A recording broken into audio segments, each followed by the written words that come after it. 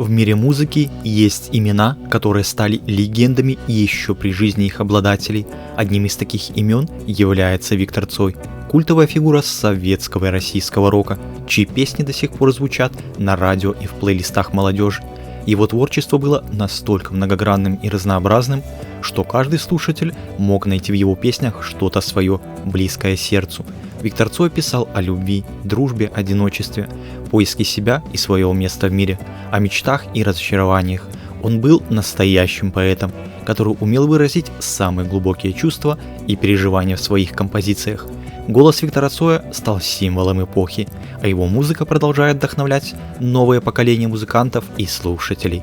Он оставил после себя богатое наследие, которое будет жить еще долгие годы, а вместе с песней мы ждем перемен.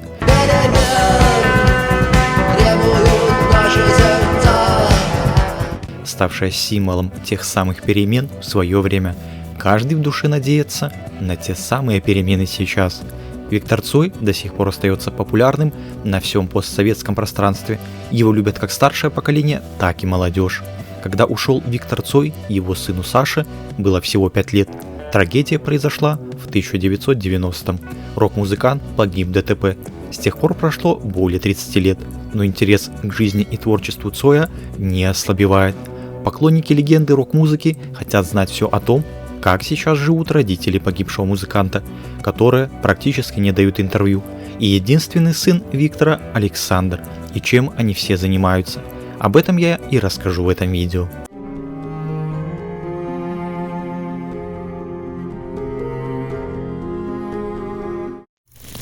Виктор и Марьяна встретились на квартирнике. Застенчивый 20-летний музыкант Витя и 23-летняя Марьяна. С первой же минуты она была поражена его необычайностью, непохожестью на других, и он, в свою очередь, был очарован красотой этой девушки. Уже на следующий день Виктор позвонил ей по номеру телефона, который Марьяна записала ему губной помадой, так как под рукой не оказалось ни ручки, ни карандаша. Они начали встречаться, полгода они гуляли по скверам и паркам, прежде чем им удалось снять комнату и поселиться вместе. Жили они бедно, но были счастливы, потому что любили друг друга. Правда, родители влюбленных были не в восторге от их выбора, но ничего не могли с этим поделать. Через 2 года Виктор сделал Марьяне предложение. Свадьбу сыграли в феврале 1984 года. Торжество получилось скромным, денег было в обрез. А в 1985-м на свет появился их сын Саша. Год спустя Виктора Цоя пригласили сняться в фильме Сергея Соловьева «Асса», сыграть по сути самого себя, рок-музыканта, не признанного официальными ведомствами. Он уезжал на съемки, рассчитывая вернуться через несколько дней, но работа растянулась на 3 недели. Именно там, на съемках, музыкант встретил женщину, которая стала его второй и последней любовью, переводчицу Наталью Разлогову. Он не стал обманывать Марьяну, признался ей сразу, как только вернулся домой. Они расстались, хотя официально развода так и не было. Виктор и Марьяна не стали его оформлять ради сына. После гибели Виктора Марьяна больше не вышла замуж. Она написала книгу «Точка отсчета» о своем талантливом муже. За ней последовала еще одна «Виктор Цой. Стихи, документы, воспоминания». Марьяна вовсе не была затворницей. У нее развивался роман с петербургским рок-музыкантом Александром Аксеновым, группа «Рикошет». Они жили вместе, а в 2005-м Марьяны не стало. Ее жизнь унес рак. Ее похоронили на Богословском кладбище Санкт-Петербурга, неподалеку от могилы Виктора. Наталья была на 6 лет старше Виктора, но это не помешало им проникнуться нежными чувствами друг к другу. Влюбившись в Наталью на съемочной площадке фильма «Асса», она была ассистентом режиссера, Виктор оставил семью и перебрался из Ленинграда в Москву. Их история любви длилась несколько лет. В августе 90-го музыкант погиб за рулем авто на одной из латвийских дорог. В ноябре 91 года Наталья стала женой известного московского журналиста Евгения Додолева, от которого она двоих детей. На протяжении 20 лет после смерти Цоя она хранила молчание, избегая бесед с журналистами. Вместе с мужем Наталья эмигрировала в США. О ней услышали вновь только в связи с 50-летним юбилеем Виктора. Выяснилось, что Наталья все это время готовила документальный фильм под названием «Цой. Кино». Эта лента вышла в 2012 году. Сейчас Разлогова работает на Первом канале. Она избегает общения с прессой, не дает никаких интервью, однако иногда встречается с поклонниками Виктора Цоя и отвечает на их вопросы. Более того, не хочет писать мемуары, хотя иногда исправляет неточности или ошибки в биографических данных, уточняя детали, которые не связаны с личными отношениями. По воспоминаниям продюсера Юрия Айзеншписа, Наталья была мудрым и обаятельным человеком. Именно Разлогова сообщила ему о гибели Цоя. Виктор и Наталья были очень близки, она много сделала для него. К сожалению, ей достались лишь воспоминания. Виктор Цой очень любил своего сына. В то роковое лето 90-го он приехал к Марьяне, чтобы забрать маленького Сашу с собой в Латвию, где он отдыхал с Натальей, и на рыбалку он хотел ехать вместе с сынишкой, но тот отказался. Виктор отправился один и разбился. В это сложно поверить, но сейчас Александру уже 40 лет, его отец прожил всего 28. Сразу после похорон Виктора квартиру Марьяны и Саши принялись осаждать журналисты и просто любопытные. Все хотели на них посмотреть, а если повезет, и поговорить. В такой обстановке прошло детство Саши.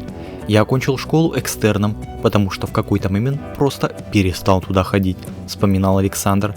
Учеба в школе была для меня тяжелым опытом, и со сверстниками, и с учителями было сложно избавиться от мысли, что они воспринимают меня только как сына Виктора Цоя. По словам сына рок-звезды, он просто ненавидел школу и отказывался туда ходить. В какой-то момент он решил переехать из Санкт-Петербурга в Москву, а школу окончил экстерном. Следующим важным шагом стала смена фамилий. Цой-младший стал Молчановым, неофициально, и этот выбор много говорит о его личности. Некоторое время Саша работал редактором на телевидении. Когда скончалась его мама Марьяна, ему было всего 20 лет. Эта трагедия сильно повлияла на молодого человека, сделав его еще более замкнутым и сдержанным.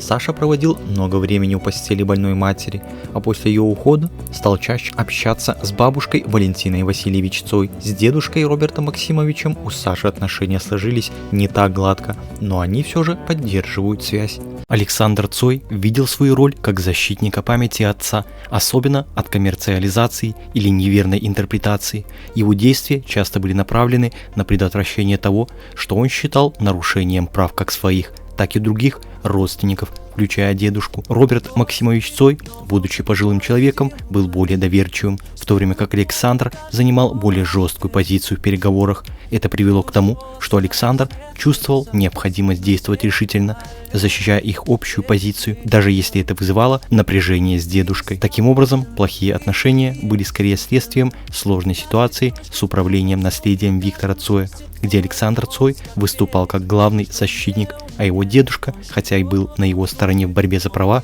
оставался в более уязвимой позиции, что создавало конфликты. Мама Виктора Цоя пережила сына на 19 лет и скончалась 29 ноября 2009 года в одной из петербургских больниц.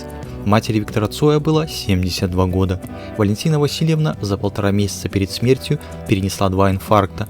Ее могила расположена на Богословском кладбище в Санкт-Петербурге, недалеко от могилы Виктора Цоя.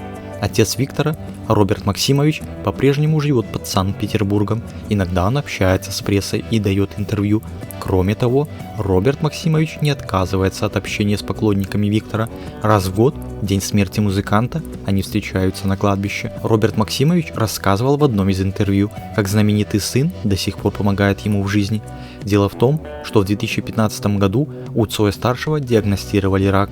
Узнав об этом, поклонники Виктора тут же организовали сбор средств, чтобы помочь папе своего кумира. «Есть у нас актив поклонников из 10-15 человек», — сказал Роберт Максимович в 2017 году в одном из интервью. «Мы с ними встречаемся каждый год в день смерти Вити на кладбище, общаемся, вспоминаем его. Вот они и организовали сбор денег мне на операцию. Очень мне помогли. Благодаря им сейчас мое здоровье в норме. А вот с внуком мы видимся редко. Он в основном живет в Москве, поэтому разговариваем по телефону. Отец легендарного музыканта заверяет, что поддержкой поклонников Виктора он никогда не злоупотребляет. Поэтому с тех пор, как его здоровье нормализовалось, никакой материальной помощи он от них не принимает. Пенсия у меня обыкновенная. Ее бы, конечно, мне не хватило, рассказывал в интервью Цой-старший. Но Витька меня до сих пор кормит. Его творчество очень ценится. Мне поступают хорошие гонорары за его музыку. Александр, вернувшись в Петербург, занялся организацией концертов и работой в ночных клубах.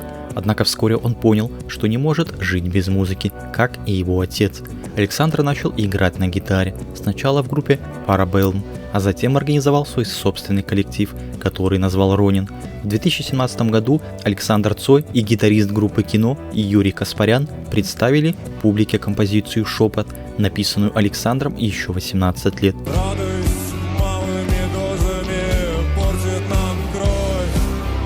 Эта песня вошла в его альбом «Опора». Летом 2019 года Александр принял участие в серии концертов симфонического кино, где музыканты исполняли песни легендарной группы в сопровождении симфонического оркестра. Сын Цоя выступил в этом шоу в качестве продюсера, а также подготовил видеоролики, которые демонстрировались во время концертов. Голос Виктора Цоя звучал с оцифрованных записей. Александр Цой признавался, что не успел побывать на концерте своего отца в свое время. Теперь он восполняет этот пробел, участвуя в организации концертов возрожденной группы «Кино». В 2010 году Александр Цой сочетался браком с Еленой Осокиной, и у них родился ребенок. Кроме музыки, сын Виктора Цоя испытывает огромную страсть к мотоциклам. Иногда он рискует и гоняет на предельной скорости, но сотрудники ГИБДД закрывают глаза на его незначительные нарушения. После распуска группы Ронин Александр сосредоточился на своем сольном проекте «Саша Цой». Проект Ронин закрывается, такой группы больше не существует. Эта группа теперь называется скромно и просто «Саша Цой». Те, кто близко знал Виктора Цоя, отмечают, что сын очень похож на него не только внешне, но и манерой двигаться, жестикулировать и пластикой, а самое главное, он не мыслит своей жизни без музыки. На сегодня группа «Кино» продолжает гастролировать с концертами, используя оригинальный голос Виктора Цоя и классический состав музыкантов, а именно Юрий Каспарян, Игорь Тихомиров и Александр Титов. В 2022 году группа выпустила альбом под названием «1222». На официальном сайте можно ознакомиться с предстоящими выступлениями группы, а также с фото и видеоматериалами о группе. Тем временем Александр Цой активно развивает сольное творчество с группой «Саша Цой и команда», выпуская новую музыку, давая концерты и интервью, и не используя голограмму отца на своих выступлениях, фокусируясь на своем проекте. Из последних новых песен у Александра это композиция под названием «Рулетка». Короче, послушайте, пожалуйста, «Рулетку». Песня получилась очень классная, я ей очень горжусь. Это лучшее из того, что я делал. И нет больше слов. И нет больше... Из планов на будущее это сольная карьера и ее развитие, а также продолжение совместной работы с группой «Кино».